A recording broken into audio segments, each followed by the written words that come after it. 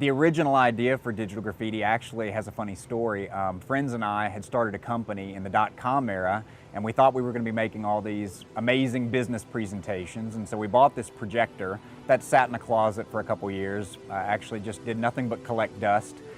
Finally, we got tired of seeing it rot in the closet, and we broke it out and hooked the Nintendo up to it and played Mario Kart on a huge white wall in our office every day at quitting time. All the employees participated, and for years it was a great company retreat every day where we actually played video games projected onto a huge white wall. And then when we started thinking about ideas for the festival, it occurred to us how much white space we had and what a unique opportunity it was to blend three elements that had never been fused together before: technology, art, and architecture. The original idea for digital graffiti came about when Jason Comer, our town founder, asked us to develop a concept for an event, perhaps an annual event, that would really showcase and highlight some of the unique qualities of Alice Beach.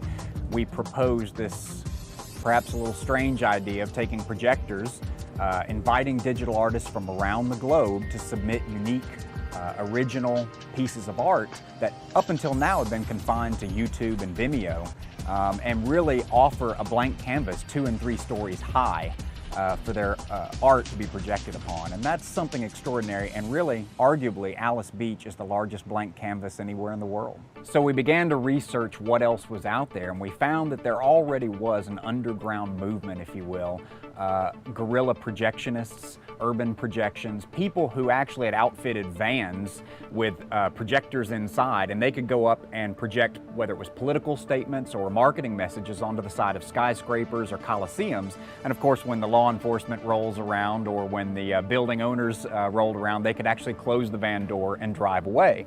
So there was already this kind of underground subculture of people who were projecting art in urban centers. But there's really no annual festival, certainly no outdoor festival on an annual basis that highlights this talent and that really shines light, quite literally, on all of these artists worldwide that are creating things that predominantly only exist on computer screen. And we think digital artists are kind of a neglected space, that digital graffiti at Alice Beach actually has the potential to shine light on talent that otherwise would never receive the sort of funding and the sort of international recognition that they deserve. So this year we received over 100 entries from artists around the globe, artists in India, China, Israel, Australia, Brazil, Mexico, Belgium, Ireland, all over the world. And we had a selection committee who looked at the very best of the entries and chose roughly 25 for showing. Now, we actually showed about 50 different projections this year, but 25 were eligible for prizes. The best of show actually this year went to a group out of Venice, California, and their submission was about a 6 or 7 minute video art that illustrated a story, but in a very Cirque du Soleil, kind of way. The judges felt that it was best representative of what they were looking for in this year's show. The audience favorite was actually selected by attendees of the festival who were able to punch in text votes on their cell phones, and it went to an entry called JD's Funhouse by a gentleman from Panama City. And it actually involved a contemporary version of a Funhouse mirrors show, where you were actually being videoed and computer filters were being applied to the imagery in real time. So it was actually an electronic fun house, an electronic house of mirrors, and that won the audience favorite this year. So interactivity is going to become an increasingly important part of the festival, we think. We were fortunate enough this year to have a wide variety of celebrities attend. We had not only Andres Duani, who of course was the master planner for Seaside, Rosemary Beach, Alice Beach, and 300 other communities around the world. We had Alan Hunter, who was the very first MTV VJ back in 1981 when MTV first flickered to life. He was there.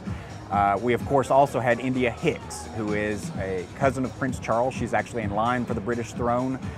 She was the flower girl at Princess Diana's wedding and a supermodel, author, hotel owner, etc.